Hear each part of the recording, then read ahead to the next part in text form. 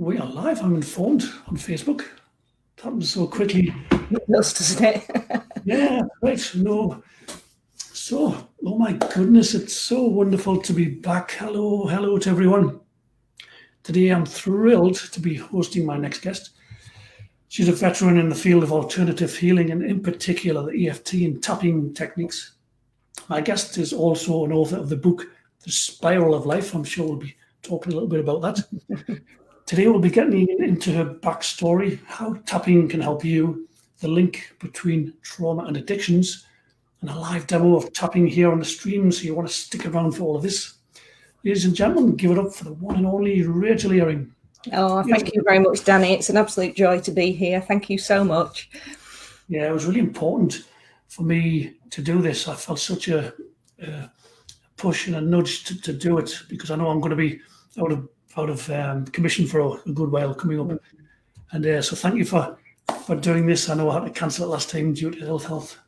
Oh, it's an honour, Danny, especially with everything that's going on in life right now, for me to be sat here doing this with you. So yes, of course, I'm delighted to be here and meet you at last, which is lovely. We have 5 wonderful viewers on already and counting.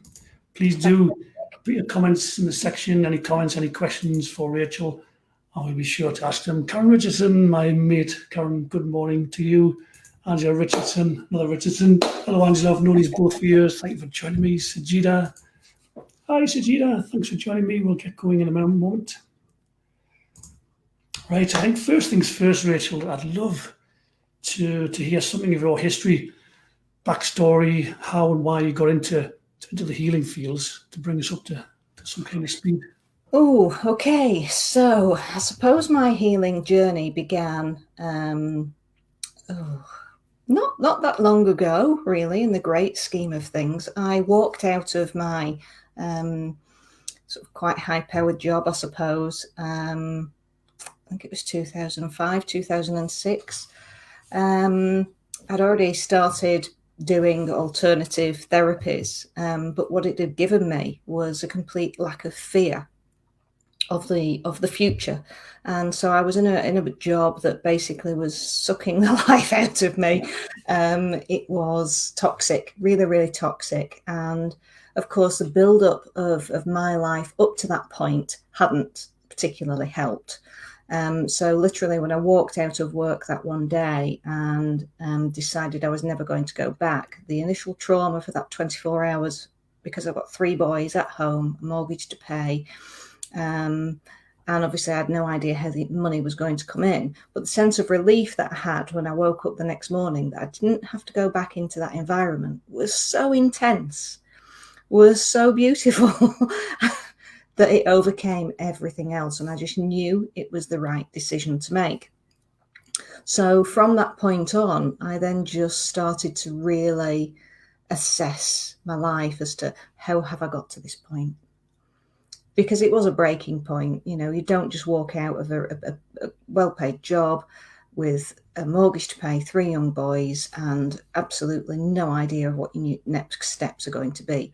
So I then just took a little bit of time and had to look inwards at me and what brought me to that point. And that was my husband walking out on me with the 3 boys when they were 2, 5 and 6.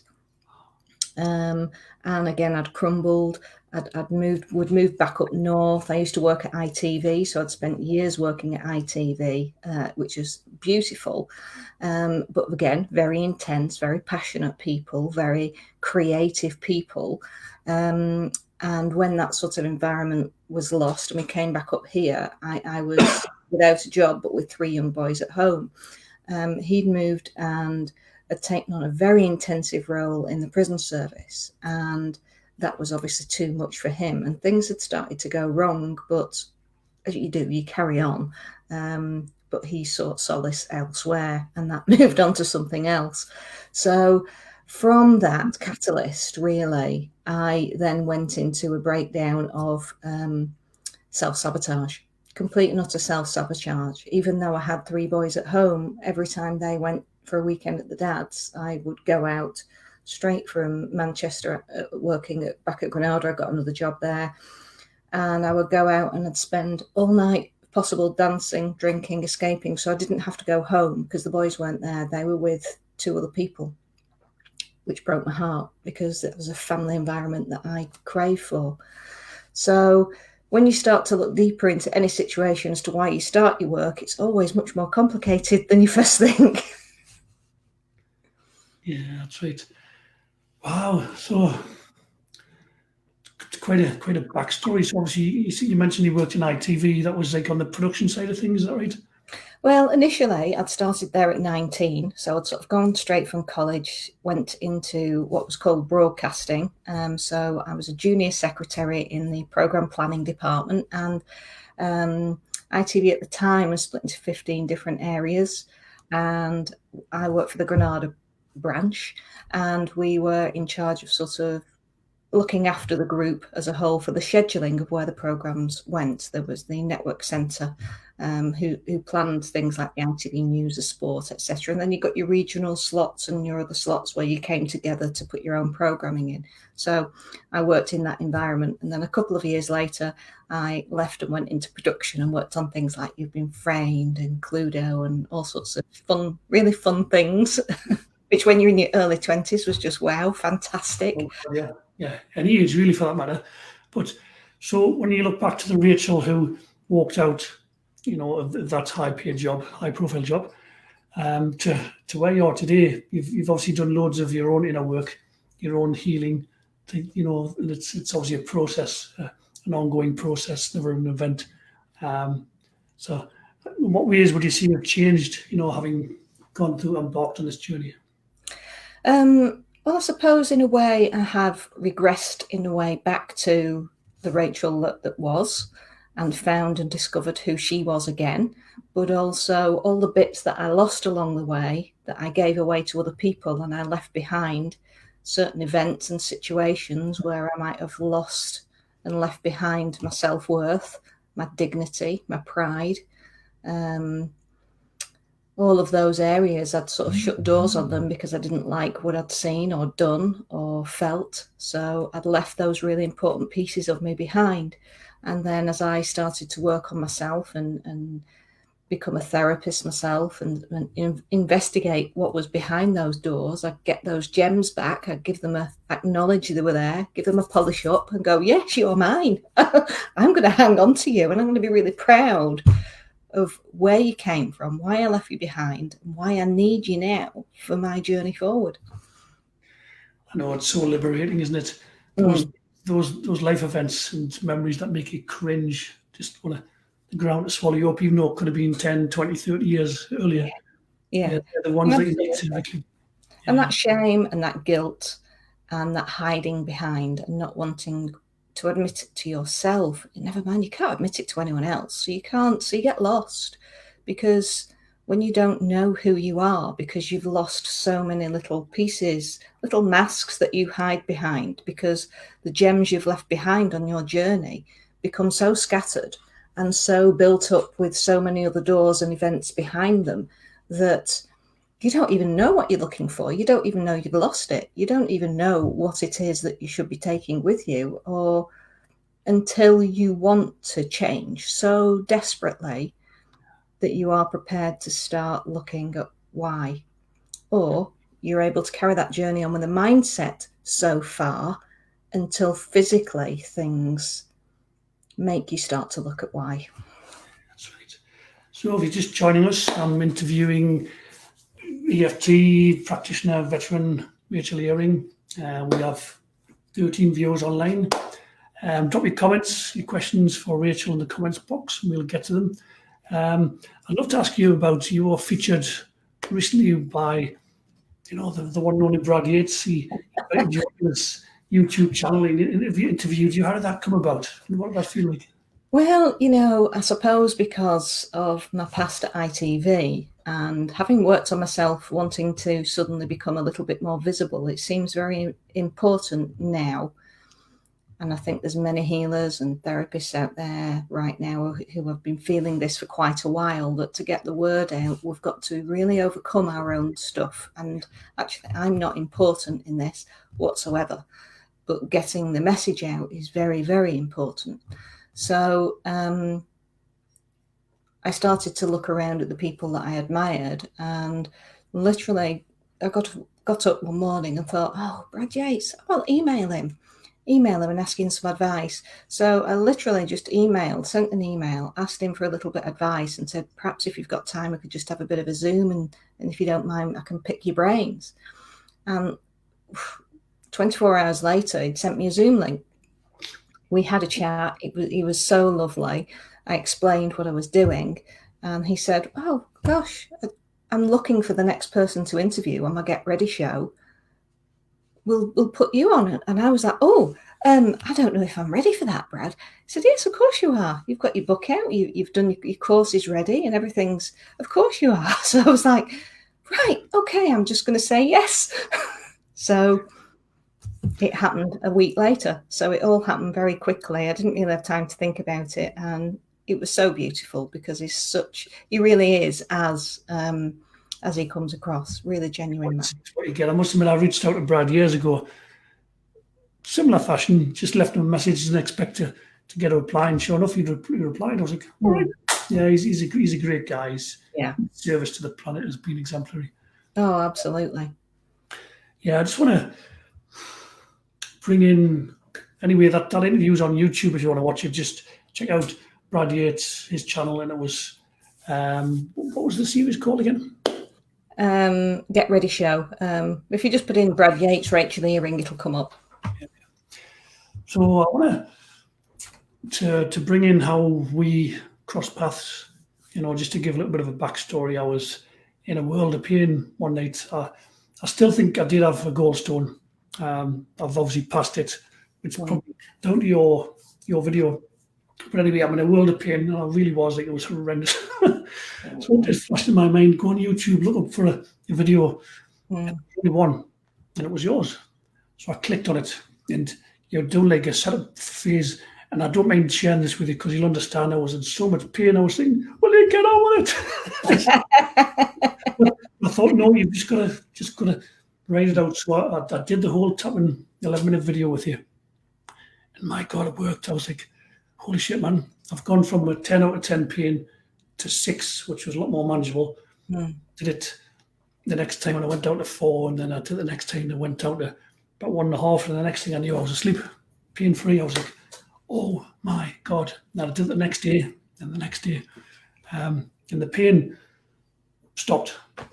Even though I'd had pain leading up to that, most days, and it was getting worse. And following your videos, the pain went. And I don't think that's a coincidence. So how did you come about doing that video, and why is yours the only one on YouTube?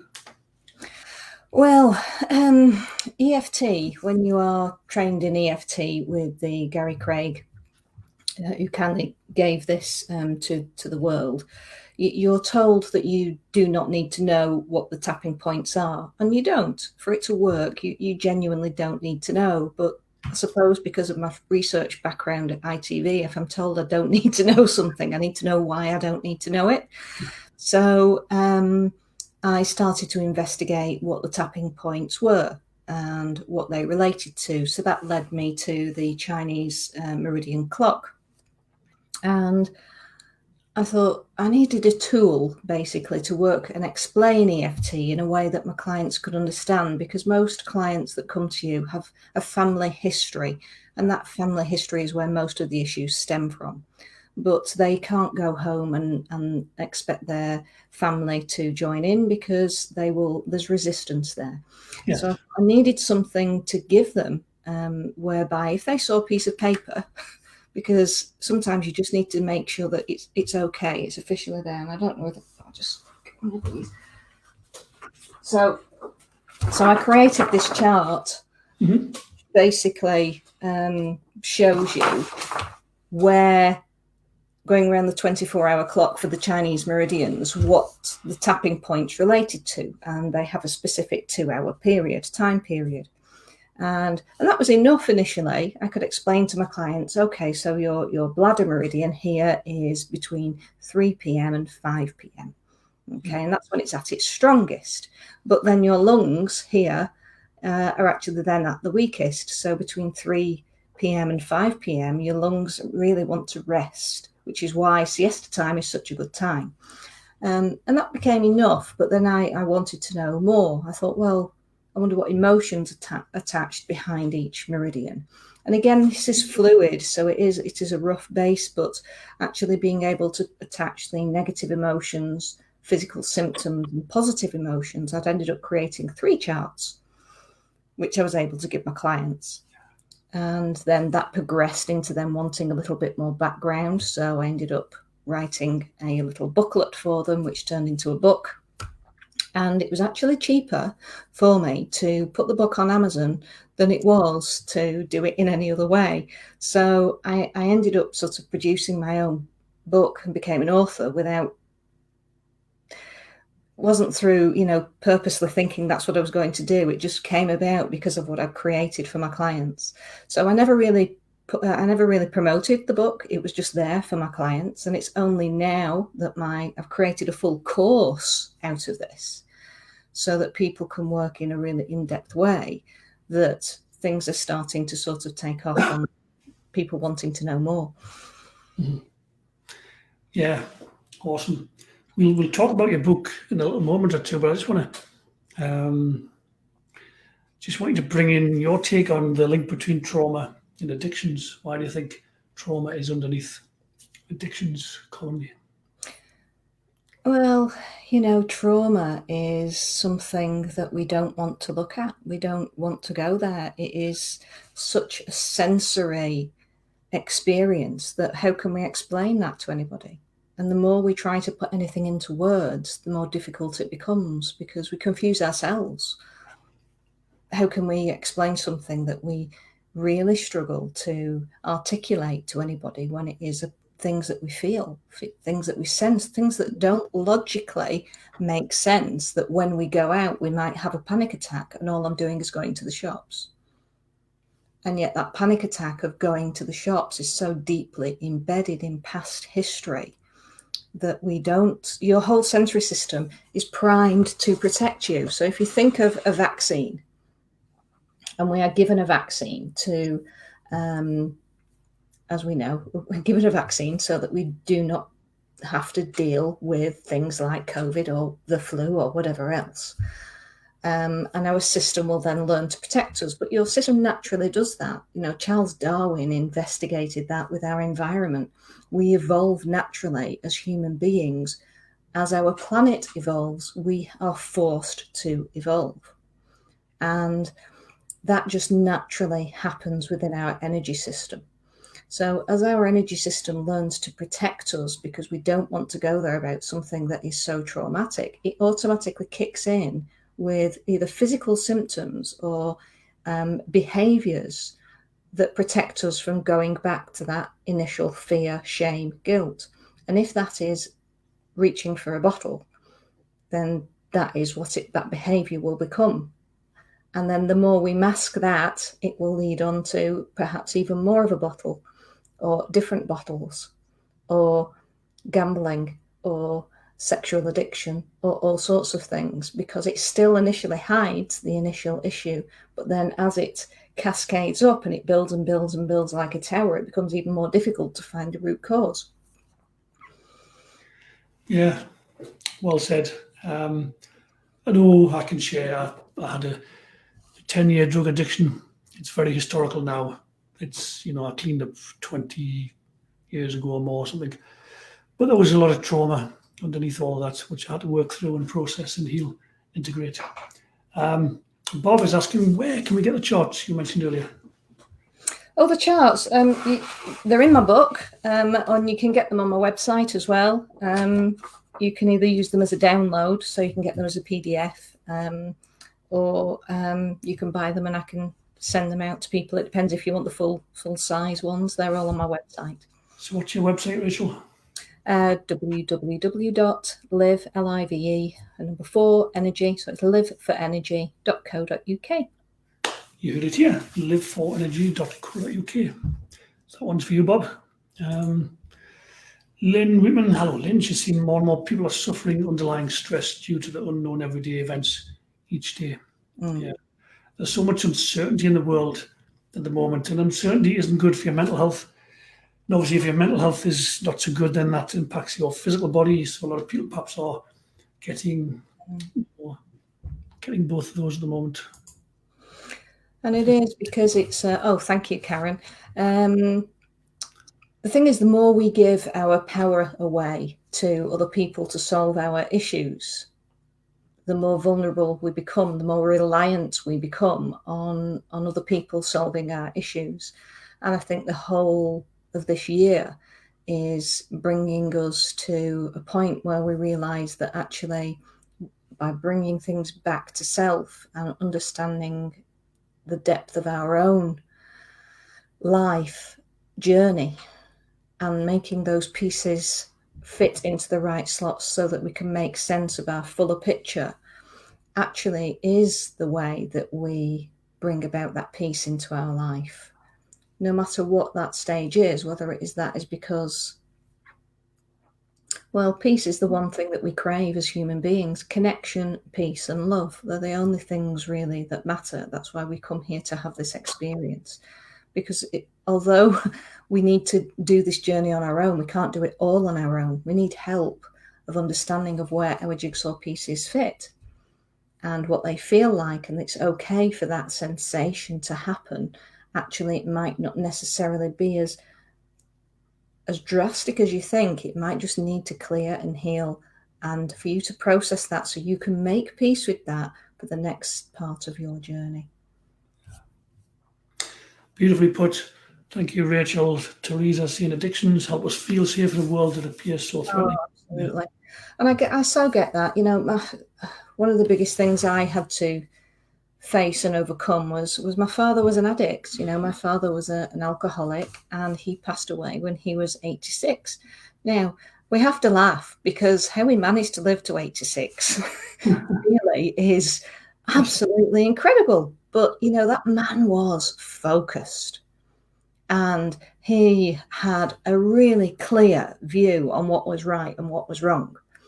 Most people would call him a narcissist, but he had a very clear view in his mind of what was right and what was wrong, and nothing swayed him from that.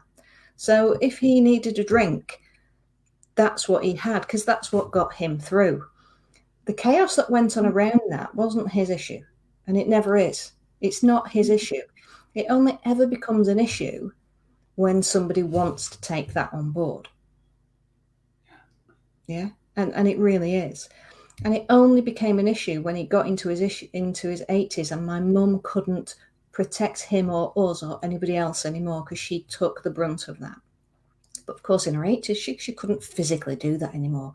And we had to protect her and remove her from that situation, which meant that my dad then couldn't physically manage on his own.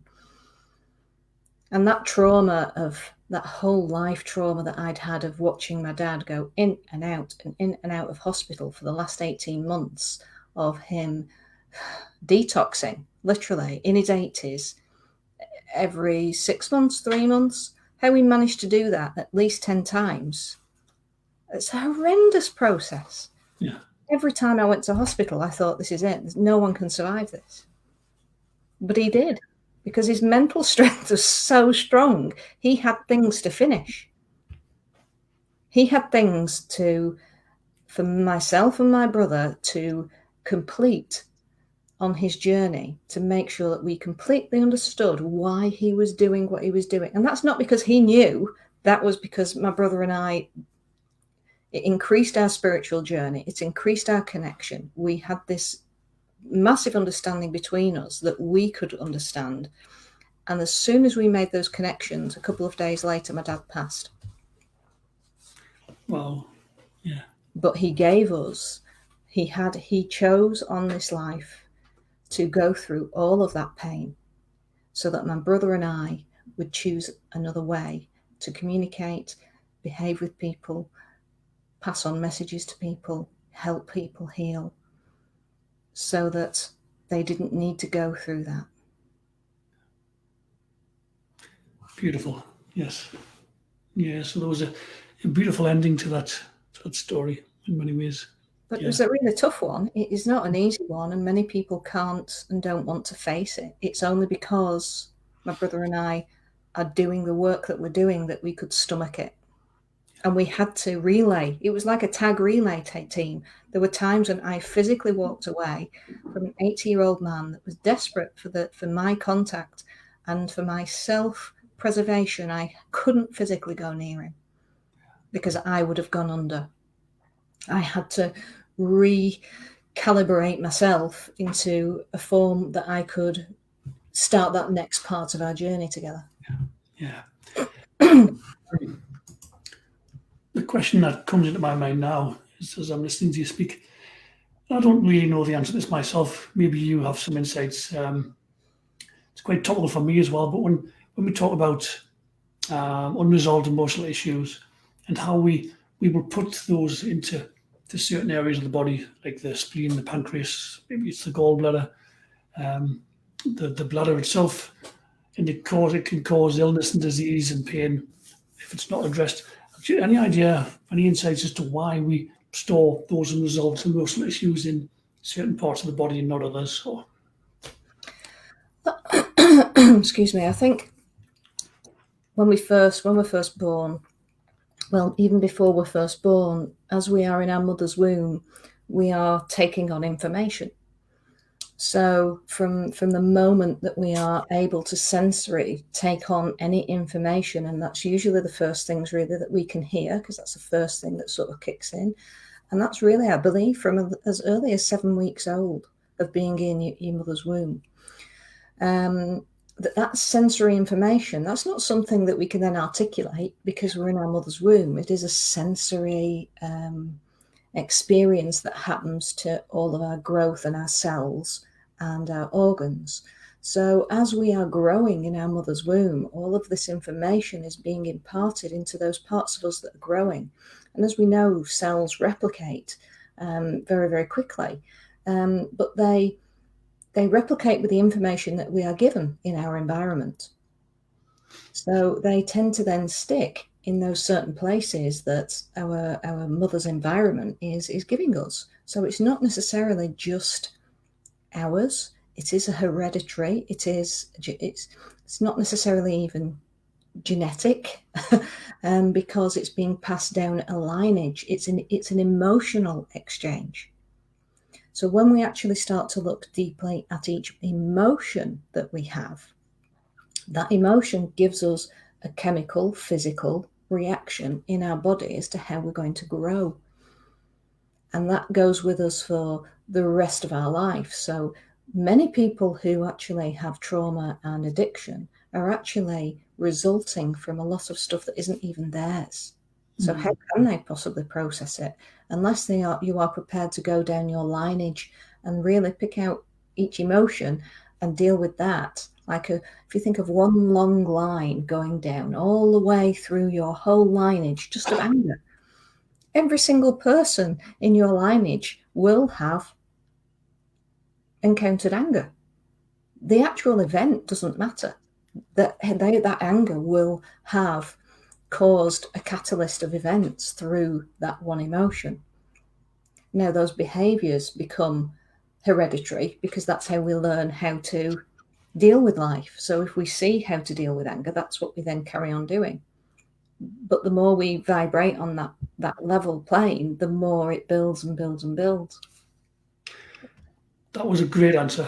I've never heard anyone answer that question in I that work way. very much on strings and the vibrations of sort of musical instruments and things like that as much as possible. So if I can put it into a straight line that we can follow and break it down into just one emotion at a time, it makes so much more sense.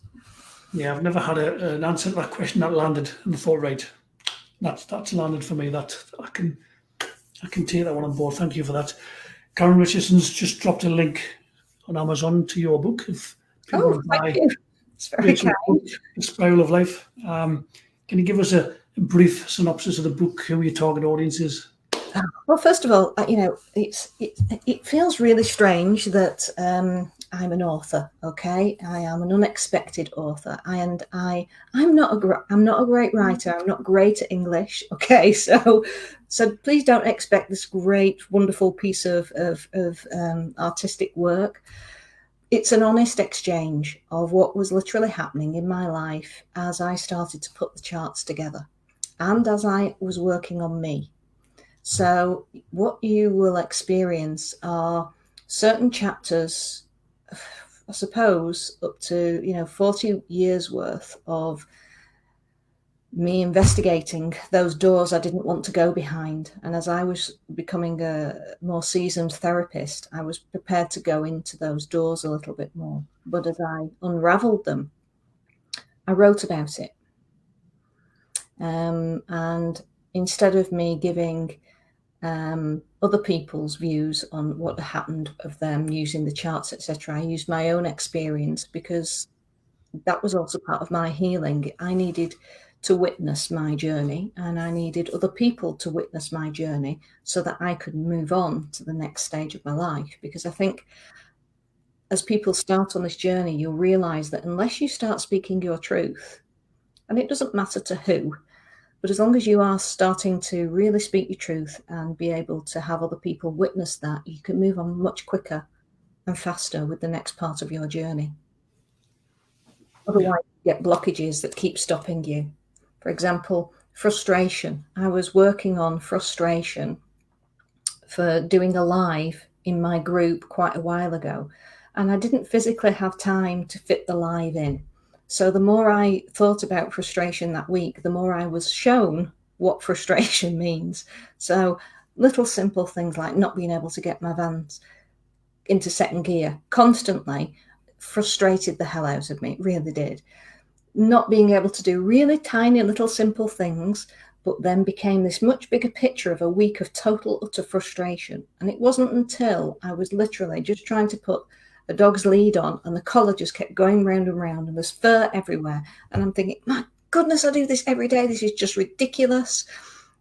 And it suddenly twigged, and I went, frustration. I'm being shown frustration. And it happens this quickly, that as soon as you make that connection with an emotion, with what you've been shown all week, with what you're being shown now, and you can exchange all of that information for one of consciousness, of consciously being aware of that whole line that goes with frustration, it flips that quickly that I started to giggle. And I started to giggle so much, I could feel the whole release of what frustration meant. And I thought, okay, I'm ready to do this live now. I get it. It's that quick. Now, that is an experience that I can't put fully into words, because it literally was like, in a way, going from a panic attack to completely feeling okay in a matter of seconds. That was a huge realization. It was for me. It was like that epiphany moment of, wow, this is how it works. It's funny you talk about frustration. It's kind of adding on to that. For me, it was, I remember I had a computer chair a few years back, and every time I moved, it would creak and groan. It drove me nuts, and especially if I was doing a live stream, I'd be like, and it drove us nuts. So I thought, well, instead of putting that frustration energy out every day, just go and buy a new chair. So I did. I bought a new chair. Problem solved. My mouse was driving me nuts. It wasn't working correctly, so it would be like, "Ugh." So I bought a new mouse. Yeah. Immediately, two things I do every day: frustration gone, and I stopped putting that frustration energy out. So it's a similar sort of thing. It is. And if we can take everyday events and make them very, very simple, it's amazing the ripple effect that has onto absolutely everything else. It really is massive. It affects, when you start working on yourself on those minute little things, the ripple effect with how you have your relationships with your family, with your friends, everybody, it just suddenly becomes calmer and kinder and easier. Yeah.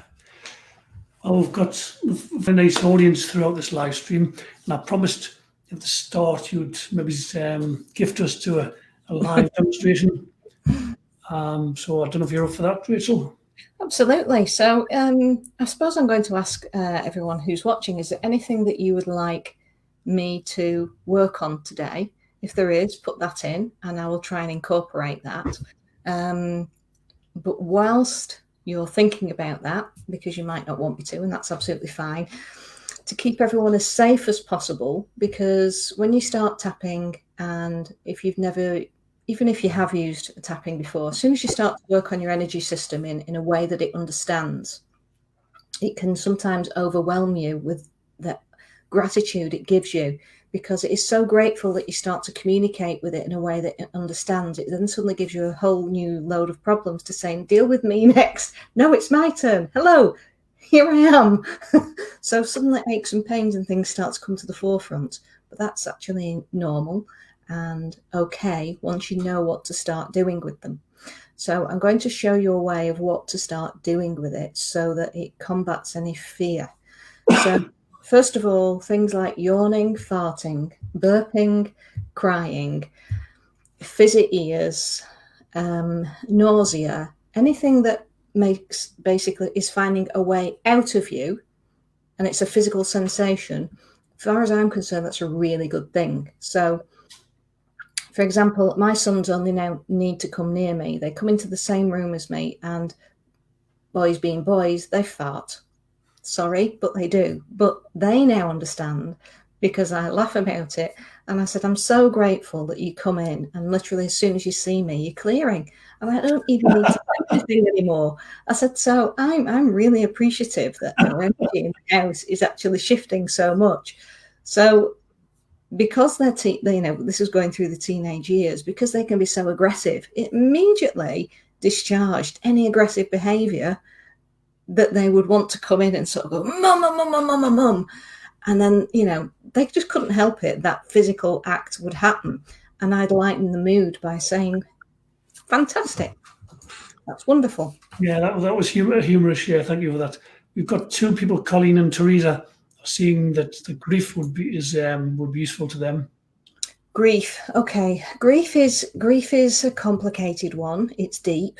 Okay. And there are so many physical symptoms that go with grief. I'm just laughing at Karen's comment, sorry. You know what, Karen? I know. I am so with you. And I live in a house full of 4 men and a dog. And the dog is now worse than anybody else because he's getting older. But it's a good thing. It's a good thing. As long as we try and keep that appreciation of they're making space for something else to come into their life. And we open a few windows, so not too bad. Okay, so self-belief and worth. Okay, so we'll just start here. We're just going to start. Grief as well. I don't know if we can incorporate multiple things in, but grief is difficult to incorporate in a very short routine here. And it can also, because it's very complicated, and I need to keep you as an audience as safe as possible. I'm not going to go into that one right now. Okay. There are things that I can help you with on that score, and I'm more than happy to help people sort of on a level where I know I can keep them safe. But I don't know how that's going to affect you all right now. So we're just going to tap on here, and then I'll just run through the points that I'll cover. So it's here, which is your bladder meridian. Then we go to the side of the eye, which is the gallbladder. Underneath is your stomach meridian. Okay, we've got this point here and this point here. These are sort of part of the governing sort of vessels. Top of the head, governing vessel, actually goes all the way down. And then here is your kidney meridian. Now, this point here is one that I'd say really give it a good old bash, because we can be really quite gentle, okay, tapping. But actually, sometimes, because this is like the big junction box of tapping. So imagine all your wires going in the car. Here. So sometimes it needs a really good old bash. And actually, as you're bashing on here, if you think of being a gorilla, great for the kids, you might feel tender. Okay, if you're feeling tender, there's usually things that need to clear on your kidney meridian. Under here is your spleen meridian. Okay, you don't need to remember these, by the way. I'm just giving you this as a bit of information. And then we go on to your finger points. So here. Your lung meridian, so you've got your nail, and it's literally just at the side of your thumb. It's your lung meridian. This is very good for grief, okay, because we get a lot caught up in here. So lung meridian, large intestine. These two are very linked. time-wise, and emotions. Okay, so these are quite good ones. Middle finger, this is your pericardium. So this is sexual organs, circulation. So ladies with restless legs, things like that. This is really quite a good one to do for bedtime. It really helps to calm the system down. If you can do that in junction with your intestine ones, any of your finger points actually, okay, just helps calm yourself down. Little finger on the inside is your heart meridian. So anyone with any heart problems, be gentle on this, okay? And you can literally just do this really, really slowly, okay? You can even, some people just like to rub it. Or you can just literally just put your finger on and you'll know when to take it off, okay? Just be very gentle with your energy system. And then on the other side here, which runs all the way down this point here, so this is your small intestine. So as we were tapping here, we're actually, acupuncture-wise, we're just sort of touching on different parts of the small meridian. So it releases other things. But here, you've got your small intestine. So that's a little bit of background. So those are some of the points that we'll tap on. Okay, so I'm just going to give you, I'm going to cover a bit of brain fog, okay, because brain fog is something that for Christmas, I think we're all sort of full of information. We've got so much to do and it can just really take things over. I'm going to put it into a little song so that it becomes easy for you to do. So we're going to start off here, okay. In fact, no, we're going to start off here. We're going to go straight into it. So, every little cell in my head, every little cell is foggy. Every little cell in my head is foggy. If I yawn, I can clear it out. Every little cell in my head is foggy. Every little cell needs to clear it out. If I yawn, I can clear my brain fog. Yes, I can. Do. So literally it is just making up your own little ditties, okay? So, every little cell in my head is foggy. Every little yawn will clear it out. Every little cell in my head is foggy. Every little yawn will clear it out. Every little cell in my head is foggy. Every little yawn will clear it out. Now, because I work with my energy system so much, and the safest way for me to clear, that I've given myself permission to do, is by yawning. If you all just keep tapping and singing along at the moment, every little cell in my head is foggy. Every little yawn will clear it out. So giving yourself permission to actually open up this area here and connect your body and your head, which is where the communication starts to break down. We call it disassociation, okay? So we're clearing it out, and the most simple and easiest way is to open up your jaw as wide as you can and yawn it out. By doing that, you're actually connecting your inner ear, okay? And by connecting that inner ear, the words that you're using, it's all connecting. You giving yourself permission to clear. It's giving yourself permission to connect your head and your body so that they can start to communicate effectively together. And the tapping helps that process to speed up. Yeah, there's two things I want to bring in. First of all, you obviously have a good sense of who you are, Rachel, because I've done hundreds of live streams. It'll be out of my comfort zone to start making up a little ditty, live on air, even though I do it in the house by myself. The second thing is, I've seen you do a live stream with Robbie Williams, not with Robbie Williams, but that song, I Am Beautiful, I Am Wonderful. Oh, yes. Well, I love Take That. That was on point, yeah. And it is, and you know what, the more fun you can have with any energy work at all, we take life so seriously. And it is tough, and it's especially tough right now. And we can get lost in that toughness, really lost in that toughness. But you know what? Your energy system just wants to love you, and it just wants to help you. And the only way it can do that is if you help to relax it. And if you can relax your energy system, it works much faster and much quicker for you. And it's very hard for people to do things like meditation when they are so physically tense, because what you don't realize is when you are meditating, you're actually sort of trying to give your body permission to clear.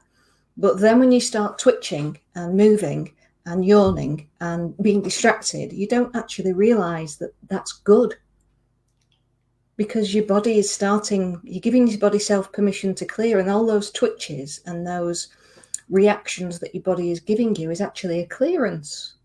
So people give up because they think that I can't sit still and I can't meditate. Whereas something like tapping, you're moving, you can do it wherever you are. You don't need to be sat still and restricting yourself, and you can still be clearing and twitching and moving around and being active that your body needs for that release. And it's safe.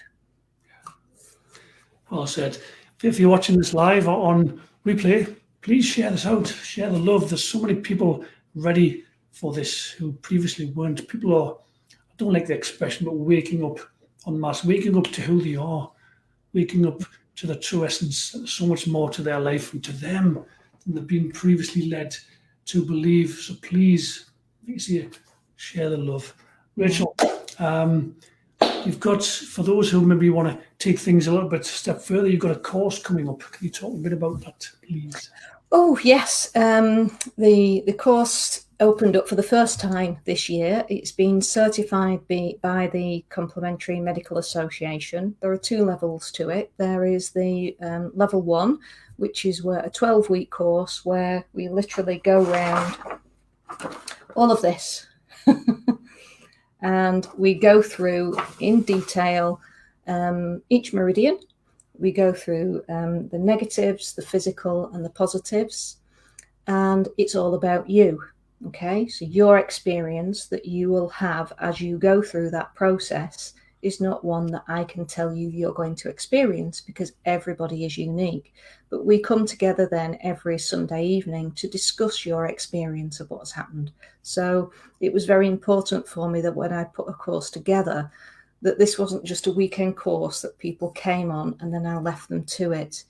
Because training as a therapist, it became very apparent that if anybody wanted to take this further, they needed that continuous support. So a bit like a school and a college where you can go in and talk to your tutors.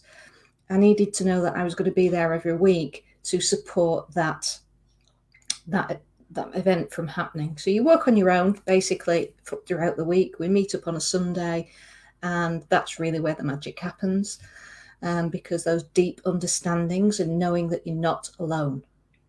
This is where the connections really come in. As human beings, we're not meant to just do this on our own.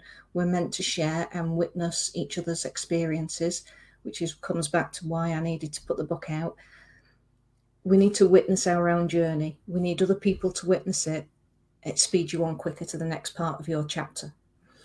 And then the level 2 takes all of that into a much deeper level, and we cover colour therapy, Ho'oponopono, ancestral lineage, and we go much deeper into how to clear that quickly, effectively, and in a really beautiful way, using all of the tapping information that you're given. And then if you want to become a practitioner in that, you just do the case studies, the exam, or you just do it for you. It's all about you anyway. So it's a joy, because most therapists, we stop working on ourselves. This journey ensures that wherever you are forced to keep working on yourself as you then start to work with others. So you're constantly clearing. Colleen's asking if there's any places left on your level 1 course, Rachel. Yes, there are. It starts on the 10th of January. I'm only just starting to promote it out. So yes, there are some places left. The actual price right now is actually cheaper for people to do the combined 1 and 2 than it is just to do the level 1. But that choice is entirely up to you, and the details are on my website. On your website, there's a link in the comment section for Rachel's website. You're also on Facebook in, obviously Rachel Earring. I'll try and tag you on I'll change the title once we've done this, tag you on it. Christine is saying, love your spiritual depth. Oh, Hi, Christine, it's good to see you. Yeah. it's a beautiful journey, isn't it? And as you know, Danny, when you start this journey, it's never what you expect it's going to be, is it? You know, you start out in a way wanting to just help others, but then you realise you can only do that if you sort yourself out and do that with any integrity, so that you can actually understand what people are going through, what they're communicating to you. If you can't actually understand that, you end up imparting your beliefs onto somebody else, but actually your beliefs really do not matter. This can be done in a way that it's all about that person, their belief system, and it'll be very, very, very different to what we think it might be. But you have all the answers. And I just want to add as well, even as a seasoned practitioner, which I count myself as, some days I just don't have the energy to respond to all the people I'd love to respond to, even though I want to. I really value them and what they've written to me, but I just don't have enough energy in the pot for myself. So yeah, it's ongoing as well. Kim saying, I need this course. I'll definitely check it out. Good for you, Kim. Good to see you as well. Yeah. And finally, if anybody just want to hang out with you a little bit more, you've got a group as well. Am I right in thinking it's just for women? I know I'm in there and I probably shouldn't be, but no one seems to mind. Is it just for women? It's not at all just for women. It's just that I think 90% of women engage. There are men in the group. I think they're just a little bit shyer about coming forward. It's a group about emotions, and it's called Tapping into Self-Mastery. And I opened the group literally just before my father passed in March. So, and it became very much I needed to have. So those of you who wanted to talk about grief, actually joining the group might be a good idea, because I started the group wanting to talk about death, wanting to talk about what happens, wanting to talk about that experience of, is life over? And it's not, you know, our essence literally carries on. And that was made very, very clear to me as I started to open up the discussions about emotions that come up with grief, because I was experiencing grief when my father was still alive. I went through all of that whilst he was alive. And then when he passed, there was a real sense of peace and connection that I'd not had with him probably ever. But that connection I had with him, because vibrationally I was closer to him then because of his addictions. He was so low down on that communication scale.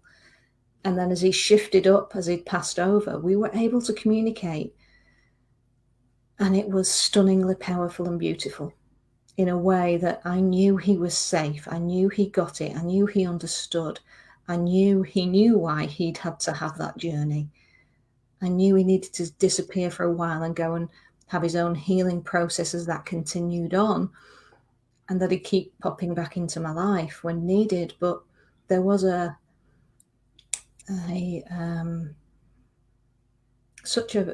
can only describe it as peace. I don't have the words for it. It is an experience that is so beautiful, that is so personal, and it is so deep and so blissfully perfect that nobody else actually needs to understand it. It's just brought us closer together in such a beautiful way, on a soul level. It's as simple as that. So I'll leave a link in the comments after this live stream to your Facebook group, which, you know, I recommend you go and hang out. It's funny, I thought it was just for women. It was Sam who added me, and I piped up one of the conversations expecting to get lynched, but I didn't. I was met with, oh gosh, no, you are more than welcome. You know, and the more that men can help open up this discussion about emotions and actually admit that we have them. And I think that's why the charts were created, because the more I worked with teenagers and the more I worked with not just men, but people who they could look at this and they could say, oh, actually, not this particular one, but, oh, yes, I have felt alone. I have felt abandoned at some point in my life. And actually, it says it's okay for me to feel like that, because it's in the heart meridian. It is okay for us all to feel like that. It's absolutely natural. That's what our whole journey, as far as I'm concerned, is about, is for us to have that wealth of experience of all these emotions. But now let's learn what to do with them in a really effective way. Yeah. So lots of wonderful comments coming in. I want to thank everyone who's joined us live. Equally as important is the people who catch the replay. There'll probably be lots more who catch the replay than they will here live. Barry, I'll send you the link. I'll pop the link in the description. Obviously, if you want to Rachel's book, the Spiral of Life, the link's in here from Karen Richardson.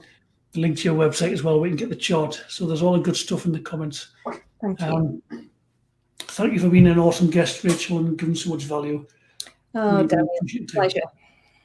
My pleasure. And much love to you all. We'll catch you all soon.